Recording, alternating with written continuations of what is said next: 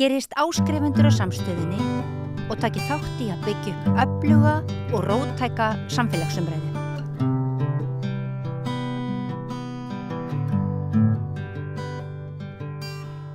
Þá það heimsmálin. Ég ætla að slá á þráðinn til Hilmars Þórs Hilmarssonar, prófessors á Akureyri, sem núna heima á Akureyri. Blessaður Hilmar. Sæll, góðan dag. Það nóg að taka. Við getum talað Grænland og Venezuela og við getum talað Gaza og Íran og Úkraínu kannski. Komistu yfir þetta allt saman. Trump harður á því að hann vill fá Grænland og hann trúi því að sá sem að hefur völdin og aflið að hann eigi að nota það. Þannig að ekki hægt að gera ráð fyrir því að Bandaríkin muni halda áfram að þrýsta á einhvers svona yfirtöku á Grænlandi. Jú, ég held að líkurnar hafi aukist verulega mikið að hann muni reyna að þvinga þetta í gegn í einhverjum hætti. Mér hefði sjálfum persónulega fundist eðlilegast að því að Grænlendingar eru búin að semja stjórnarskrá og yfirgnefandi meirihluti Grænlendinga vill sjálfstæði, þá hefði mér fundist eðlilegast að þeir myndu lýsa við sjálfstæði og Bandaríkin myndu styðja það og þá getur þeir farið að semja beint við Bandaríkin. Ég meina, það kemur einhvern tímann að því, spurningi hvenær það verður. En það alveg ljóst að Grænlendingar vilja sjálfstæði. Þegar við vorum 1944, þegar við lýstum við sjálfstæði, Danir ætti ekki að koma þetta algjörlega óvart því að þeir voru undir Þýskalandi þegar Ísland lýsti við sjálfstæði og gátu ekkert brugðist við og Bandaríkin viðurkenndu það sjálfstæði. Við vorum 140-50 manns á þeim tíma og held ég fámennasta ríki sem hefði hlotið sjálfstæði, svona fámennt land á þeim tíma. En Grænlendingar eru miklu fámennari, þeir eru 56.000 manns eitthvað svoleiðis og þeir þurfa bakhjarl og þeir vilja sjálfstæði og það alveg ljóst að með þau átök sem eru komin í heiminn og að færast á norðurslóðir, þá eru Danir einir ekkert í stakk búnir að gæta Grænlands. Þannig að þetta spurningi hvort að það sé hægt að Grænlendingar lýsi við sjálfstæði, þeir fái sjálfstæði og þannig að það sé hægt að hafa þannig frekar en að þetta sé að Bandaríkin taki yfir landið. En maður sér það alveg að Donald Trump og svo varaforsetinn, þeir eru mjög harðir á því að þeir þurfi Grænland og vilja ekkert gefa það eftir. Og þá náttúrulega verið að horfa bæði á auðlindir Grænlands þess að sjálfgefum málmassauðurinn og svo líka svæðið sjálft og reyndar við vitum það alveg að Bandaríkin hafa lengi haft áhuga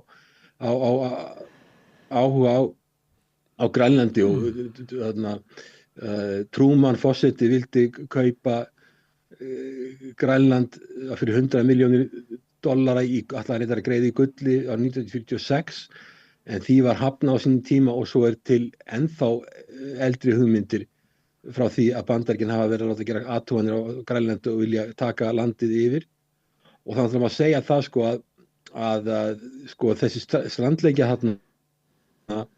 strandlengja sem er Rússlandsmegin, þar hafa verið þróaðar hafnir og gerðar ýmsar ráðstafanir og Kínverjar eru farin að flytja mikið töluvert af sínum vörum til Evrópu og Norður-Ameríku eftir leið strandlengju Rússlands, en hinum megin með strandlengju Alaska, Kanada og Grænlands hefur mikla minni að vera fjárfest í höfnum og öðrum slíkum hlutum, þannig að kannski vilja Bandaríkjamenn ná einhvers konar heildar skipulagi á þessu svæði og svo bara komið stórveldra átök og þetta náttúrulega tengist Úkraínustríðinu, það eru miklu harðari átök milli stórveldra áður, en það mátti alveg búast við því að þegar að það er komið svona mikil átök að þá er erfiðara fyrir smáríki svo Danmörku að sinna öryggi Grænlands og Trump bara að gera grína Grænlendingum eitthvað, dönum á þá leið þeir eru skaffað 1 hundasleða eða eitthvað til þess að auka öryggi Grænlands. Auðvitað hafa Danir gert mun meira en raunverulega þá er öryggi Grænlands í hættu. Það var þannig að Bandaríkin höfðu 17 herstöðvar á Grænlandi það mest var, það voru kannski ekki allt herstöðvar, þetta voru samt sem áður svona einhvers konar aðstæða sem Bandaríkin höfðu á 17 stöðum á sínum tíma með 10.000 hermenn. Núna skilst mér þetta séu einum stað, eitthvað 200 hermenn, en þeir hafa minnkað mjög mikið sína viðveru, eins og þeir gerðu reyndar á Íslandi líka, það hafðu reyndar eina herstöð og einhverjar aðstöðu víðar, en þegar ég var aðstofamður utanríkisráðherra 95-99 þá voru þúsundir hermanna á Bandaríki á Keflavíkurflugvelli, þannig að voru það mikil sig. Síðan þegar Sovétríkin féllu þá bara var hugsunin svo Sovétríkin fallin, þetta allt búið að vera, við sigruðum, fyrir ekki að neinar ágera þessu og það var farið að draga úr viðveru á norðurslóðum, á Íslandi og Grænlandi og nú eru Bandaríkjamenn bara með aðstoða einu stað. Núna þetta farið að snúast við aftur og Bandaríkjamenn vilja auka sína viðveru, þeir eru farin að horfa á þessa málma, Kínverjar eru með einokun á þessu sjaldgæfu málmu nánast og Bandaríkjamenn eru að reyna að víkka út sinn aðgang og þá Grænlandinn í myndinni og svo við sjáum þetta með Ísland líka, reyndar þá snýst þetta núna að efla og byggja upp innviði, til dæmis í Helguvíkurhöfn, byggja upp innviði á Keflavíkurflugvelli og bæta aðstöðu þannig að sé hægt að taka við fleiri hermönnum ef að til átaka kemur, þá geti Ísland skilað töluverðu hlutverki. En þar snýst þetta aðalega innviði, en í Grænlandi snýst þetta það og við vitum það þegar að 7. júní 1954, þegar Ísland lýsti við sjálfstæði og Bandaríkin viðurkenndi það strax, þá náttúrulega var þetta þannig að þá getur Bandaríkin farið að semja við okkur alveg beint og þurfti ekkert að fara í gegnum Danmörku og auðvitað voru Dönum þetta mjög á móti skapi örugglega, það liggur alveg fyrir að þeir voru mjög á móti skapi að þegar þeir eru undir Þjóðverjum hernum við land að það skulle vera lýst við sjálfstæði og þá með þess að deildu mynd á Íslandi hvort væri rétt að bíða eða ekki, en ég held að Bandaríkjamenn sáu náttúrulega það ef að þau myndir lýst við sjálfstæði þá var hægt að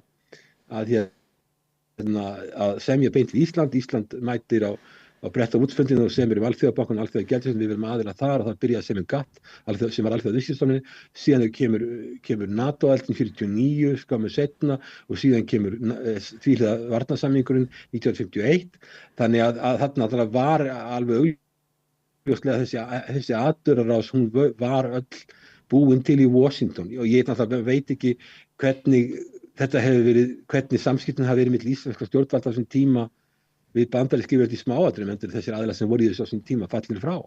En mér fannst Bandaríkin hafa áður breytt tekið land sem var undan stjórn Dana til að það getur samið beint við Ísland og það samstarf hefur gengið nokkuð vel. En náttúrulega Grænland að bætast við þessar auðlindir og líka stærri landsins og það að þessar siglingaleiðir eru opnast og það eru 2 stórveldi komið þarna inn á þetta svæði og auðvitað finnst Bandaríkjunum mjög slæmt að vera með komið Kína þarna inn, en það afleiðing af því meðal Úkraínu það verður að ýta Rússlandi svona algjörlega í fangið á Kína.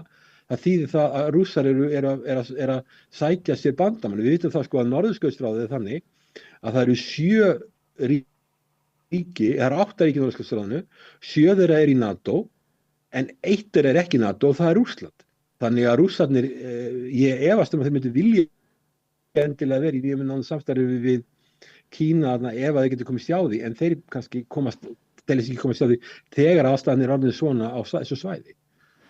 Það sem hefur verið talið að stæði vegi fyrir því að Grænlendingar gætu fengið sjálfstæði var það að annars þeir geta ekki varið sig, þannig að það sjálfstæði yrði alltaf svona, kannski má segja það saman okkur, að það er ekki alveg svona raunverulegt, en líka vegna þess að það er ennþá þannig að stór hluti af fjárlögum grænlenska ríkisins kemur frá Danmörku, þannig að þeir eru háðir framlögum þaðan og hugmyndin hefur verið svo að þeir myndu byggja þarna upp eitthvað atvinnulíf og skattheimtu og kannski gerum einhverja nám og annað slíkt, þannig að það var hægt að reka grænlenska ríkið fyrir eigin aflafé. En það sem þú ert að tala er að Grænlendingar myndu ákveða það að skipta svona hækju sem að væri ekki þá Danmörk lengur, sem að getur ekki varið landið, ég held að það sé öllum ljóst held ég, og halla sér að Bandaríkjunum vegna þess að það er raunverulega eina sem er í boði eða hvað. Það er ekki möguleiki fyrir Grænland að vera sjálfstætt og ekki tengjast Danmörku né Bandaríkjunum. Nei, ég meina að við sáum hvernig málið fóru frá okkur, sjálfstæðisbaráttan hjá okkur var að standa mjög lengi yfir og svo gerðist þetta því að Danmörk var hernum. Ég er ekki að segja það auðvitað að vera Grænlendingar að ákveða þetta sjálfur. Vilja þeir vinna áfram með Dönum eða vilja þeir vinna áfram með Bandaríkjunum. Það var blaðamannafundur í gær þar sem utanríkisráðherra Danmörkur og Grænlands voru og þá hafa verið svona hugmyndur það að Grænland verði áfram undir Danmörku en það verið samið við Bandaríkin og utanríkisráðherra Danmörku sagði að Bandaríkin hefði bara eina herstöð en ekki 17 og Grænlandi hefði verið þeirra eigin ákvörðun og mér finnst að Danir séu tilbúin að semja bæði aðstöðu Bandaríkina á Grænlandi og líka aðganga auðlindum.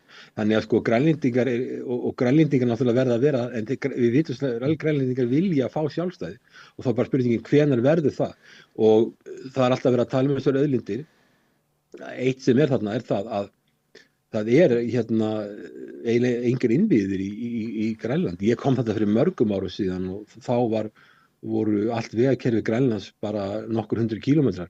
Það engir innviðir, þannig að fyrsta lagi þá umhverfið mjög erfitt, veðurfarslega og bara erfitt umhverfið að vinna í og það vantar eiginlega alla innviði í landi þannig að það ekkert víst að það sé auðvelt að nýta þessar auðlindir. Það þarf mikla fjárfestingu, hvaðan ætti hún að koma? Það væri einna helst frá Bandaríkjunum. Mér skilst að Grænlendingar hafi leitað eftir erlendum fjárfestum til að koma inn í Grænland og vinna úr alls konar málmum og auðlindir sem þarna eru. Það hefði gengið erfiðlega meðan því það þarf fyrst að fjárfesta í innviðum að sé hægt að athafna sig í landinu. Og svo náttúrulega þó að hlýnun hafi orðið, þá kannski margt af því sem eftirstöðunarvert ekki orðið aðgengilegt ennþá. En mun verða það á næstu árum og áratugum ef hlýnun heldur svona áfram. Þannig að þetta ekki augljóst. En náttúrulega ef Bandaríkin myndu lýsa yfir sjálfstæði, ef Grænland myndi lýsa yfir sjálfstæði þá og Bandaríkin myndu viðurkenna það og síðan myndu Bandaríkin myndu vilja fá aðstöðu, þá finnst mér ekkert skrítið þó að Bandaríkin myndu vilja leggja eitthvað, greiða eitthvað gjöld eða eitthvað eða aðstóða stjórnvöld í Grænlandi og þau vildu það þegar á sínum tíma þegar bandarísk stjórnvöld vildu aðstóða Ísland mun meira þegar við erum sjálfstæð en Íslendingar það var ákveðin tregða á Íslandi að taka við mikilli aðstoð því að vildum ekki vera of há Bandaríkjunum en í samhengi fjárlaga í Bandaríkjunum þetta bara smáar upp sem skipta engu máli. Já. Og Grænlendingar eru náttúrulega þeir hafa meira fullveldi heldur Íslendingar höfðu eftir 1918, þeir eru bara í ríkja bandalagi með Danmörku, það ekki þannig að danska þingið eða danska ríkisstjórnin hafi eitthvað með málefni inn í Grænland að gera, þannig að kannski hægt að hafa það í huga að það ekki að Grænlendingar eru til þess ekki Evrópusambandinu sem að Danmörk og þar myndu göttunum, þannig að þetta ekki alveg þannig að þetta sé hluti af Danmörku og erfitt að sjá það fyrir þess að ef það verður eitthvað samkomulag milli Bandaríkjanna og Grænlendinga að Danir séu endilega að fá eitthvað út úr því eins og þú vísar í Trúmann og það var bara allt önnur staða sem að það var uppi og þá tilheyrði Grænland Danmörku en það gerir það bara í gegnum svona ríkja bandalag sem að þannig það ekki eins og skaðabætur sem að færi til Bandaríkjanna, til Danmörkur ef Bandaríkin tækju yfir Grænland. Og það eina sem ég skil þetta, að Bandaríkin fara með utanríkismál Grænlands.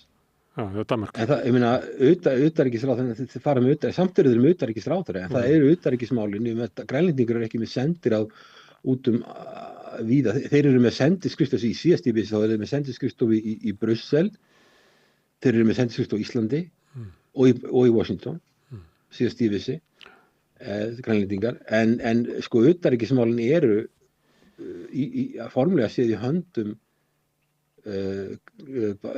Dana en innanríkismálin eru meira minna komin í hendur Grænlendinga og Grænlendingar, það sem þarf að taka tillit til og hugleiða Grænlendingar vilja sjálfstæði og af því hafa það verið að leggja mikla vinnu í að semja þessa stjórnarskrá sem ég held að sé þetta bara, hún síðast ég gáði, hún var bara á netinu, hún var bara til og þeir vilja sjálfstæði en þeir eru bara 56.000 manns og landið hvað yfir 2 milljónir ferkílómetra, risastórt og á svæði þar sem eru stórvelda átök. Þetta bara algjörlega breyttur heimur og Úkraínustríðið hefur orðið þess valdandi að þessi átök eru miklu harðari heldur en þau hefðu þurft að verða.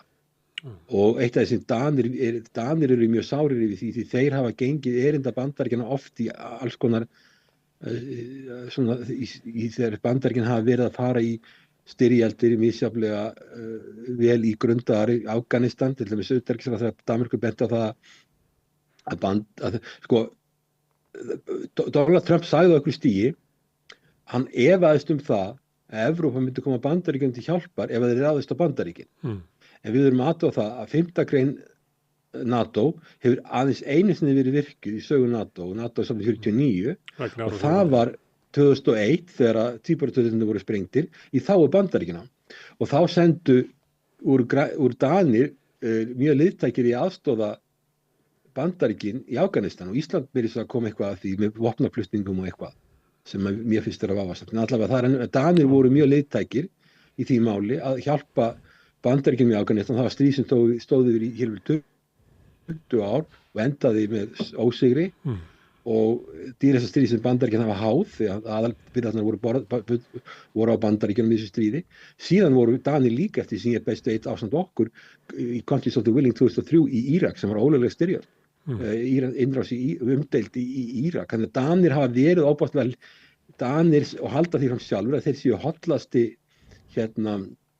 bandamaður Bandaríkjanna og alltaf tekið afstöðu með Bandaríkjanna og alltaf gengið erita Bandaríkjanna, hafa haft framkvæmdastjóra NATO sem ég heldur reyndar svo síðast hafi mikið verið að ráðgjafa Zelenski og þannig þeir eru mjög tengdir og Washington og hafa verið að reyna að hafa Bandaríkin mjög mikið með sér eins og Ísraelsríkin og fleiri aðeins að átta sig á því að stórveldi eru þannig að þau bara hugsa sína hagsmuni á endanum og svona vinátta eins og þarna skiptir ekkit svo miklu máli ef það eru stórir hagsmunir og þeir eru að læra það núna the hard way, þeir hefðu alltaf átt að sjá því fyrir þannig eru stórveldi, þau hugsa sína hagsmuni og það er komin fjölpóla heimur þar sem að Bandaríkin eru ekki lengur ráðandi og það eru önnur stórveldi sem eru farin að ýta við Bandaríkjunum og farin að reyna að hasla sér völl á kostnað Bandaríkjana og alltaf þegar það gerist og sérstaklega þegar að eitt stórveldi getur verið stærra heldur en Bandaríkin þá verða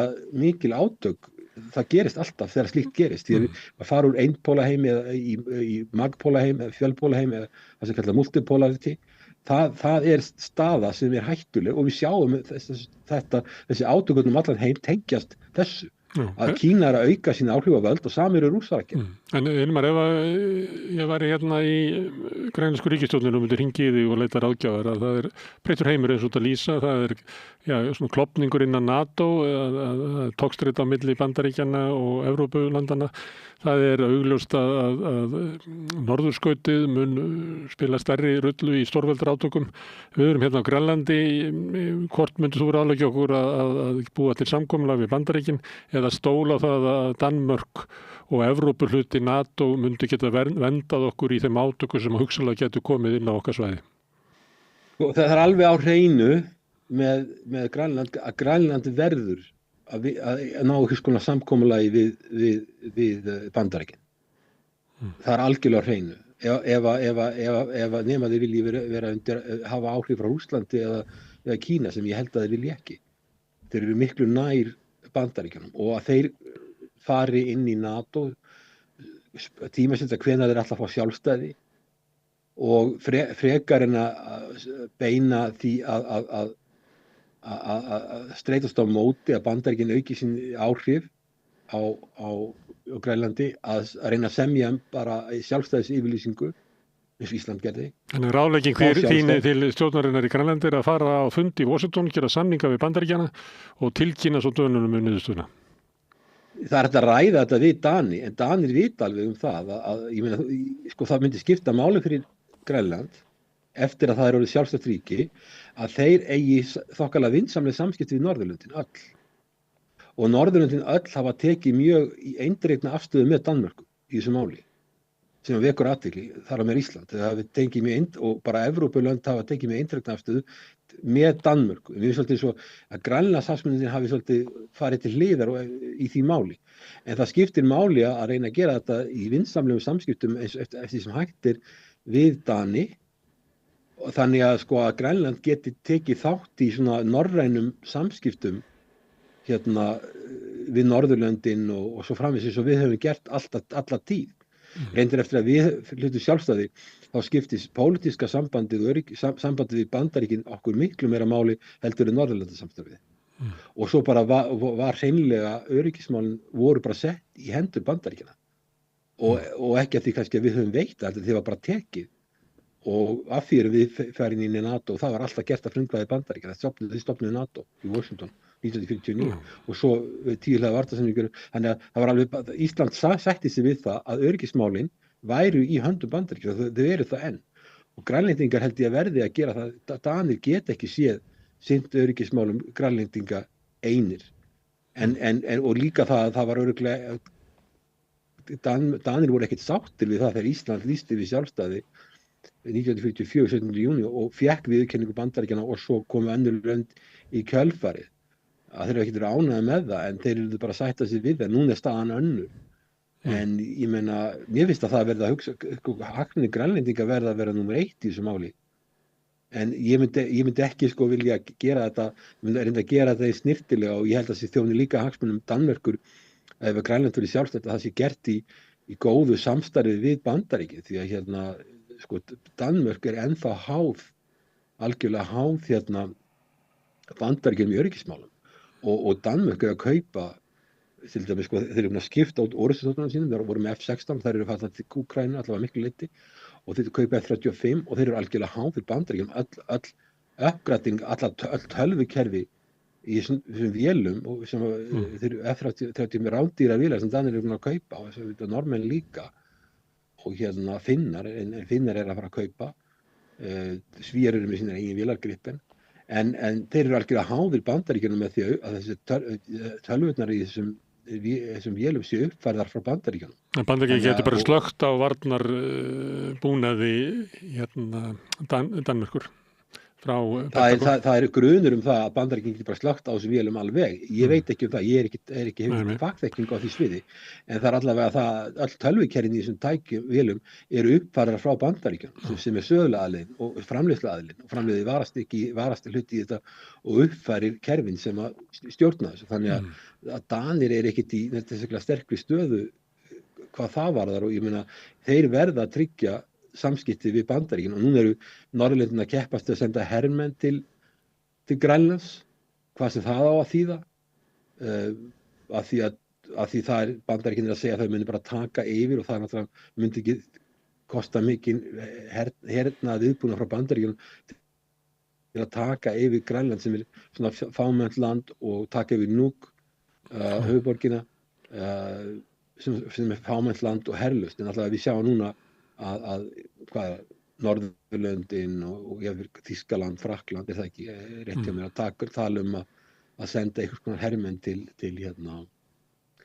til Grænlands og það náttúrulega þessi lönd eru öll ofboðslega viðkvæm fyrir landamærabreytingum eða yfirtöku á landi eða eitthvað þau eru í nágrenni Rússlands og þetta er ofboðslega viðkvæm alveg að sé farið af alþjóðlegum og svo framvegis það er alveg skiljanleg afstaða en ég meina ég hef sagt og aðilar eru margir hafa verið hissa því að alþjóðlega skipta engu máli í svona stórveldaldum við sjáum það með Trump að þau skipta engu máli þess vegna borgar sig að semja eins og í Úkraínu að semja á fljótlega en ekki svona láta svona líða svona langan tíma sem er svona mikil átök og Donald Trump er orðið mjög pirraður út í Evrópu, hann fyrirlítur evrópska leiðtoga og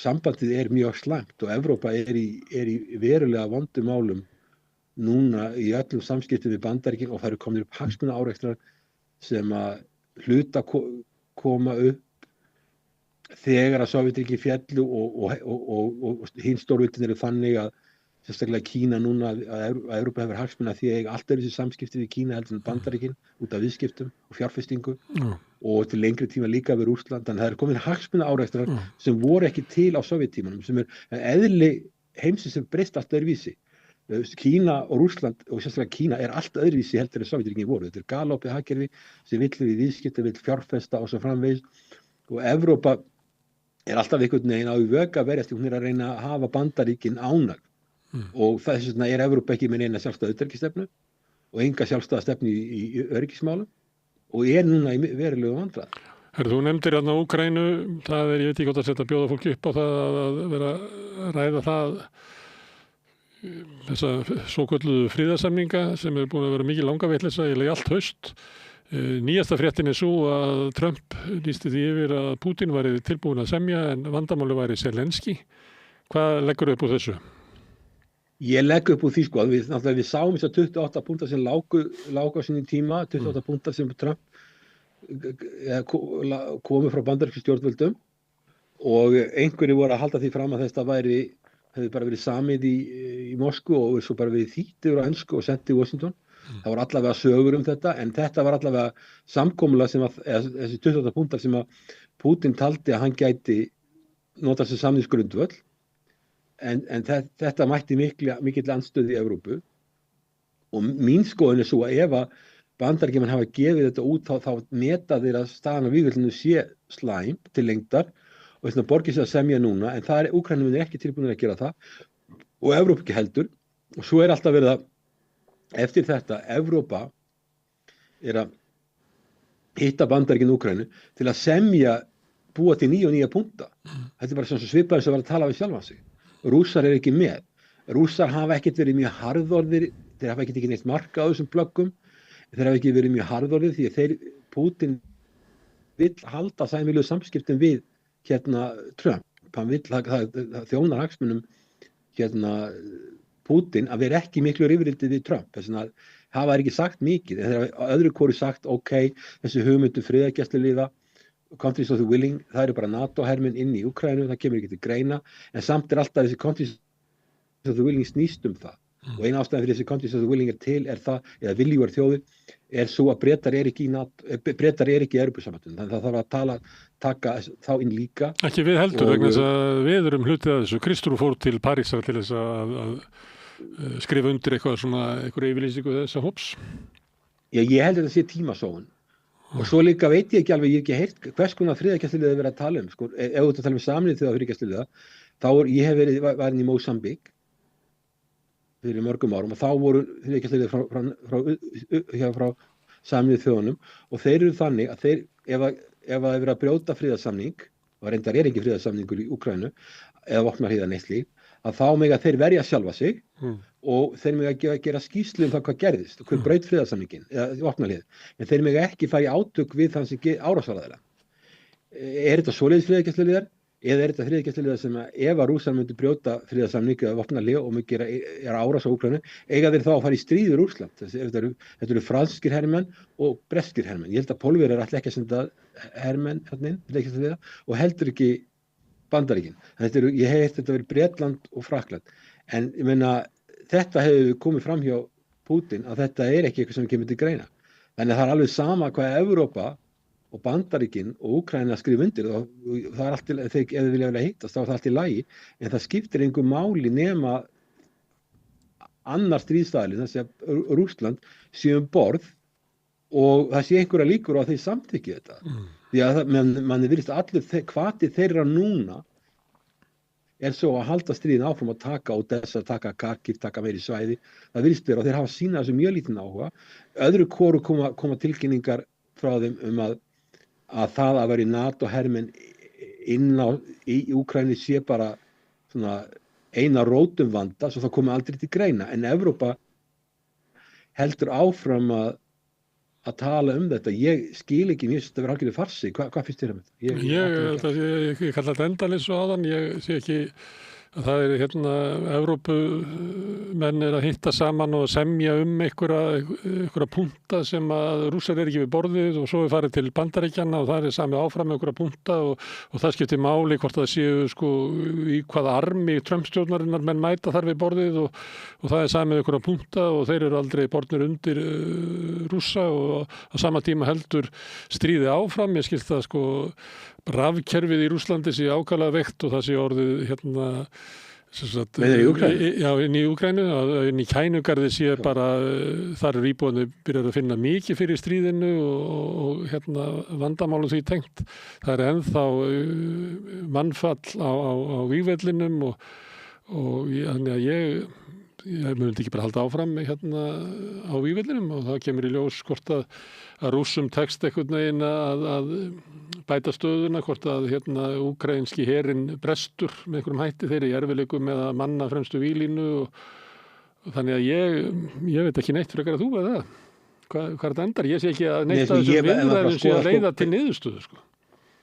Það alveg augljóst, þetta bara marklaust. Ég var að segja þetta sem við varum að tala við sjálfan sín í stofu. Það kemur ekkert út úr þessu. Frostið, ég var að bara gá í gær, frostið í Kiev, mér sýndist að vera 14 stiga frost. Eitthvað 8-10 stigi í Kharkiv. Það hlýra í Odessa, hann mun sunnar. Og ég heyrði líka að borgarstjóri Kiev hefði verið að tala jafnvel var að leggja fólki að yfirgefa borgina. Og þetta bara ólíft þarna, það er svona mikið frost og eins og þetta benda og það er orkuð innviðirnir meira og minna laskaðar, þannig það er kannski lúksus að hafa ljós, það er engin kynding og það er gengið, þannig þetta verið mjög erfitt framundan og og svo eru líka margir ungir Úkraínumenn sem eru bara farnir úr landinu eða ég heyrði að varnarmálaráðherra Úkraínu hefði verið að tala að 2 milljónir Úkraínumanna hefðu komið sér undan herskyldu og þeir eru svo að benda á í vandræði með mannavíglínuna. Á sama tíma er Evrópa alltaf að tala vopnahlé sem án nokkurra skilyrða án þess að tala það sem Pútín er búinn að vera að segja síðan í júní 2024. Þannig að þetta er mjög erfitt. Ég veit ekki, auðvitað getur verið að Úkraína brotni og ég veit ekki hvernig það verður og hvernig það verður. Þeir hafa sýnt ótrúlega mikla þrautseigju, verður maður bara að segja. En mér finnst allir tilburðir Evrópusambandsins vera óskaplega ólíklegt að leiði til neittrar niðurstöðu hvað þá friðarsamninga. Það er einhvern veginn, þetta er einhvern veginn bara pattstað og þannig séð. Ég held að þú þurfa að vera alveg ævintýralega bjartsýnn. Þú þurfa að vera ævintýralega bjartsýnn. Þú þurfa að vera alveg ævintýralega bjartsýnn og þú telur að svona hvernig hlutin að vera að þróast undanfarnar vikur séu að leiða að einhverju niðurstöðu. Það er ekkert að sjá það. Já, það er ekkert sem bendir til þess. Þess vegna held ég að það verði ekkert friðarsamkomulag. Þetta verður svona frozen conflict, þetta stríðið deyr út á einhverju tímapunkti og þá verða Rússar örugglega hafa það markmið að ná fleiri svæðum. Ég meina að þú heyrir bara eins og Lavrov hvernig hann talar og þá segir hann bara Odessa er rússnesk borg. Hún var sett á fót af stofnuð af Katalínu miklu og þetta er rússnesk borg og ég meina þeir hafa allan hvata til að taka Odessa. Það er því gríðarlega mikið áfall fyrir Úkraínu því þá myndu all strandlengjan með Svartahafið fara inn í Rússland og þannig að Úkraína er í skelfilegri stöðu. Svo náttúrulega vitum við það eins og varst að segja Trump hann kennir bara Zelenski þetta núna, hann er komin algjörlega alltaf að blaðsíðu í Evrópu og hann ætlar ekki að leggja neina peninga í þetta meir og hann er aðalhugsun hjá honum snýst það að reyna að ljúka þessu og ná þessum auðlindum sem til þess að endurgreiða kostnað Bandaríkjanna og þannig að það er það sem hann er að hugsa og það er líka, fyrsta lagi stórveldin þess að Bandaríkin hugsa sína eigin hagsmuni en það er eins og Evrópa hafi haldið það að Trump og Bandaríkin verið tilbúin að fórna algjörlega sér fyrir hagsmuni Evrópu fyrir Úkraínu. Þá getur maður velt upp einu, Hilmar. Ég meina það eru átök á milli Bandaríkjanna og Evrópu í Úkraínu. Það er líka átök á milli Bandaríkjanna og Evrópu í Grænlandi. Er ekki bara komið tími til þess að fara að tala það hvernig heimsmyndi lítur út ef að NATO er dautt? Já, NATO náttúrulega er í mjög vondri stöðu. Það eru komið hagsmunaára eftir að það eru komið harðar deilur og og ef að Bandaríkin beita valdi í Grænlandi og það eru vaxandi líkur á því, þá náttúrulega sáttmáli NATO ónýtur. Þannig að hann gerir ráð fyrir því að það verða öll lendi verða segjum að Bandaríkin taki Grænland með valdi og ég meina að Donald Trump er alveg óútreiknanlegur. Finnst þér það líklegt, Hilmar? Er það ekki líklegra að þeir bara sýni valdið og endanum munu þeir Grænlendingar gera eitthvað samning við á? Þú sér ekki fyrir þeir að Bandaríski herinn fari ryðjast inn í Grænland og danskir og sænskir hermenn sé að skjóta á móti. Sérðu það fyrir þér?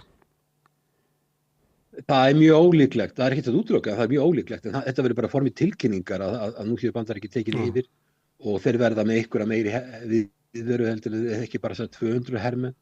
Ég hef enga trú á því að Norðurlöndin þjóðin fari í stríð við Bandaríkin, enga trú á því. Ég held að geti tekið yfir landið byggt á varnarsamningum sem er bara svipaður og við erum með. Það geta bara tilkynnt að það sé þeirra mat út af öryggishagsmunum að þá hafi þið tekið yfir Grænland.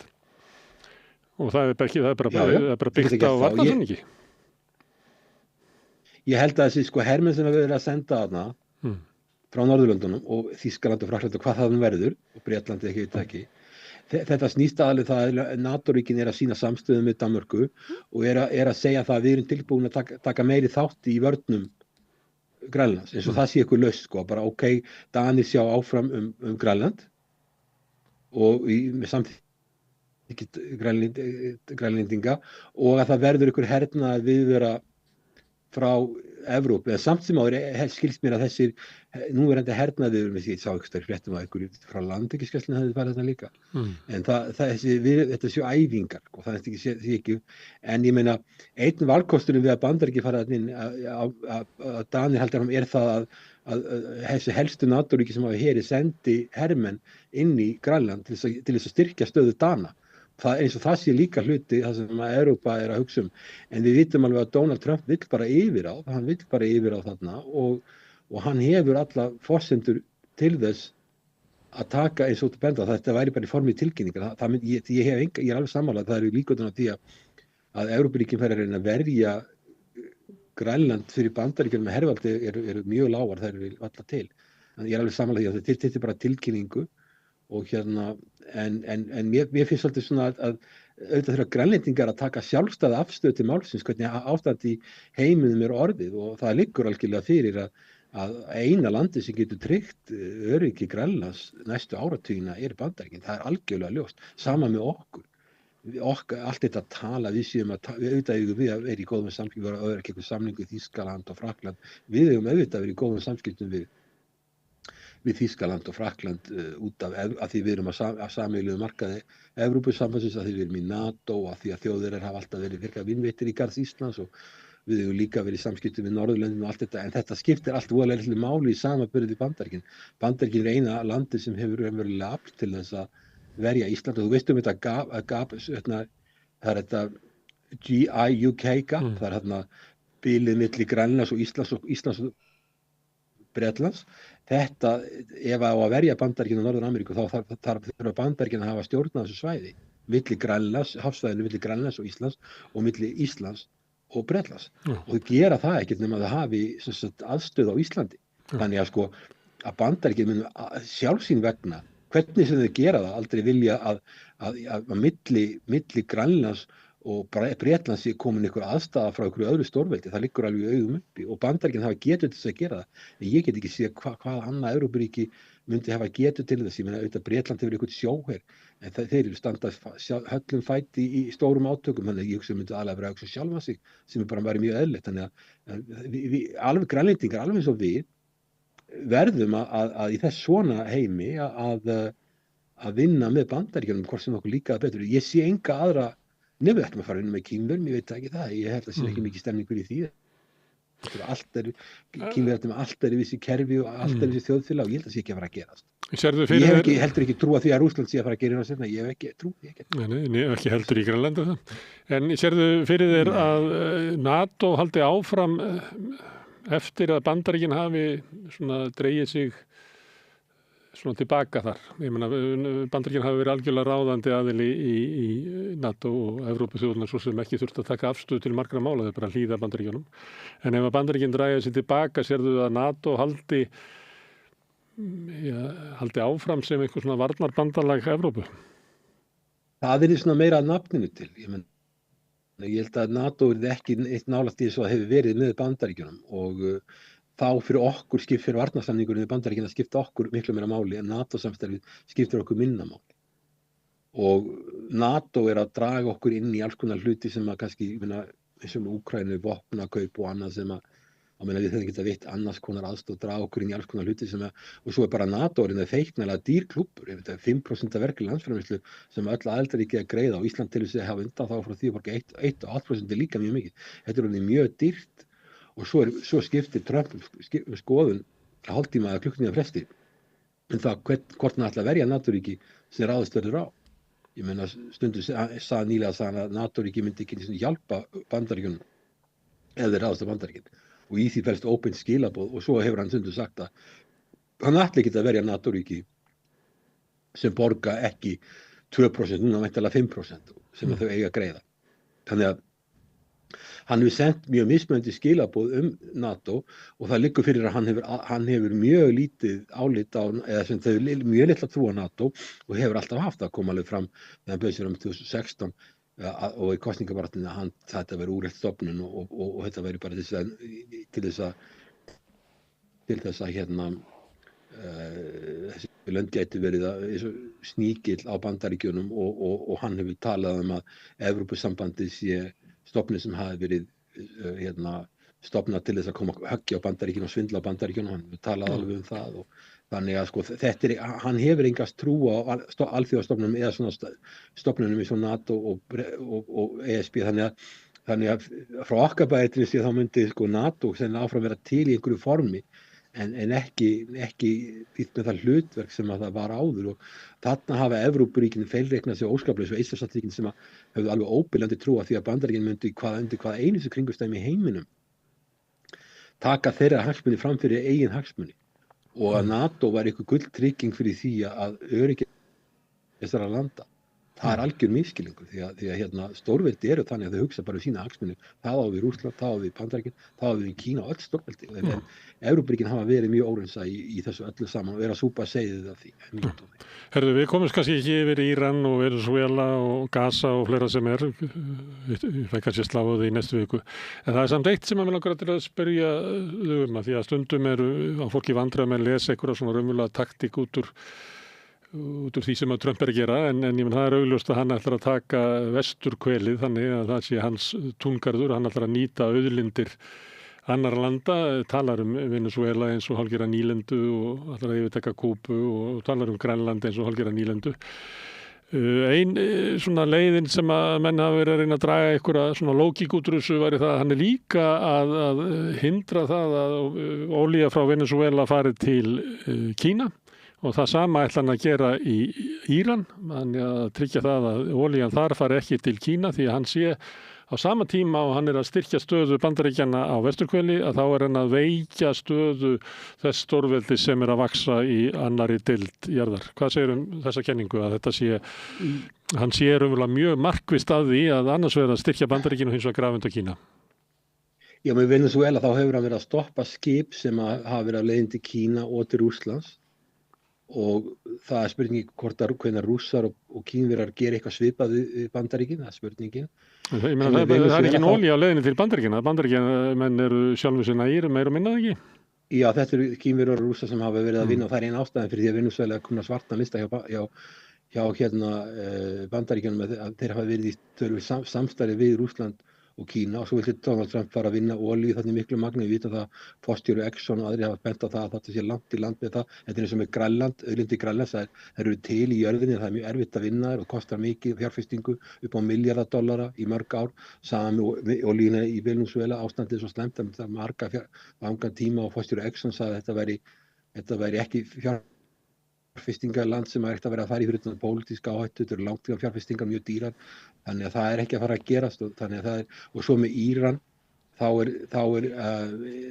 þá getur það sem er miklu alvarlegra mál Kína ef að Trump gerir árás á Íran þá getur það lokað það sem er Strait of Hormuz sem er hérna endan á Persaflóanum. Íranin getur lokað Persaflóanum. Það myndi setja allt heimsstæðgerði á hliðina, ekki bara Kína. Það myndi hafa mjög alvarlegar afleiðingar. Þannig að Íran, sko, það sem var hættulegt fyrir Bandaríkin. Í fyrsta lagi, ef Bandaríkin ætla að gera innrás í Íran, að þá geta Íranir gert árás á Ísrael, eins og þeir gerðu, og þeir geta líka lokað Persaflóanum. Það myndi hafa mjög alvarlegar afleiðingar fyrir utan það að núna hefur verið svona byltingar ástand í Íran. Ef að Bandaríkin gera árás á Íran, að þá myndi það þjappa Íranum á bakvið núverandi stjórnvöld. Það er fyrstu viðbröðin. Þannig að þetta er algjörlega finnst mér að vera vanhugsa og þeir getur lokað þessum leiðum. Og það sem maður sér með Trump, munurinn á Trump varðandi hernað og aðra forseta sem hafa verið er það að hann fer ekki í löng stríð, hann fer í einhverja smá aðgerðir sem standa stutt yfir svo hann farinn. Þú sást hvernig árásin á Íran var á sínum tíma sem var bara loftar og stóði yfir í 1 dag eða einhverja klukkutíma. Sama var í Venezuela að forsetanum er rænt og einhver stutt árás og hann er einhver stutt árás á Íran aftur og þannig allir þessar árásir sem hann gerir eru miða af því að vera bara nokkra daga en gera ekkert mikið og ekki senda neitt landir. Hann vill ekki flækjast inn í einhverju 20 ára stríði eins og í Afganistan, hann veit það. En þessar aðgerðir skipta ekki svo miklu máli, sjáum eins og Venezuela, það er sömu stjórnvöld ennþá við völd og hann hefur til þess að koma þeim frá völdum að þá þarf hann landir og herinn í Venesúela bak við núverandi stjórnvöld. En hann að gera samning við núverandi stjórnvöld að öll olía sem að fer frá Venesúela fer bara til Bandaríkjanna og það fer ekki dropi til Kína eða Rússlands. Já, sko, ég veit ekki hvernig hann ætlar að framfylgja því, en allavega, sko, það á einhverju tímapunkti gætu Kínverjar og Rússar, sérstaklega Kínverjar farið að skipta sér að því, en hann náttúrulega vill styrkja stöðu Bandaríkjanna í Suður-Ameríku, því að Bandaríkin hafa vanrækt Suður-Ameríku mjög lengi og það verið mikið fjárfesting frá Kína, það hefur pirrað hann. Hvernig hún gengur að framfylgja því, ég veit það ekki. Ég meina, nú þetta, sko, það sama ríkisstjórnin við völd í Venesúela og var, nema það að forsetinn er í New York, í fangelsi. En það er sömu stjórnvöld og hvernig hún gengur að framfylgja því og hver ætlar að tryggja vinnslu á þessari olíu, þessu magni sem hann er að tala olíuiðnaðurinn er meira og minna í rúst. Og hann var að tala að myndi fara stór bandarísk olíufyrirtæki inn og bara rífa þetta allt upp. Forstjóri Exxon er búin að afskrifa það er ekki hægt. Og það er bara mikil pólitísk áhætta. Þetta eru stórar fjárfestingar sem er langtíma fjárfestingar og stór olíufyrirtæki er ekki tilbúin að gera þetta. Þannig að þetta það er eins og með Grænland að ef þú ætlar að ná öllum þessum sjálfgefum málmum þá tekur það mörg ár og gríðarlega mikla fjárfestingu. Þannig að mér finnst þetta ekki vera sérstaklega raunhæft það sem hann er að tala um. En hann hefur allavega haft vit á því Trump að fara ekki inn með land til ennþá og fara í stríð sem að standa yfir á mjög löng tímabil sem Venesúela er 900.000 ferkílómetrar, það er 9 sinnum stærri en Ísland. Þannig það er óbáslega erfitt að fara með land til það inn. Varðandi Íran eða þú ætlar að gera eitthvað þar, þá er þetta land sem er 1,5 milljón, 16 sinnum stærra heldur en Ísland. Farið með landi, það verið ennþá erfiðara heldur en Afganistan. En hann hefur ekki gert það ennþá. En ég sé ekki hvernig hann ætlar að framfylgja neinu í þessum málum. Þannig að sko, þetta er svona, hann gerir svona stuttar árásir sem eru einhverja nokkrar eldflaugar og svo er hann farinn. Það er strategíin hjá honum ennþá. En áhrifin eru tapar. Herðu, Hilmar, takk fyrir í bili. Ég fæ að slá þig á þig í næstu viku og þá getum við farið yfir. Heimurinn er á hvernandakveili, þannig það er nú fyrir okkur að ræða. Takk fyrir. Takk. Við ætlum að halda áfram hérna við rauðaborðið að reyna að átta okkur á þessum heimi. Næsti kafli er eftir augnablik. Ég heiti Kristinn Sigmundsson og styð Samstöðina. Samstöðin er óháð sjónvarpsstöð sem fjallar þjóðfélagsmál á vandaðan og yfirvegaðan hátt. Ég skora á ykkur að styðja hana með því að gerast áskrifendur. Samstöðin er ómissandi. Alþýðufélagið er eigandi Samstöðvarinnar. Markmið félagsins er að auðga og bæta umræðu í samfélaginu. Allir geta gengið í Alþýðufélagið með því að skrá sig fyrir áskrift að Samstöðinni. Samstöðin.is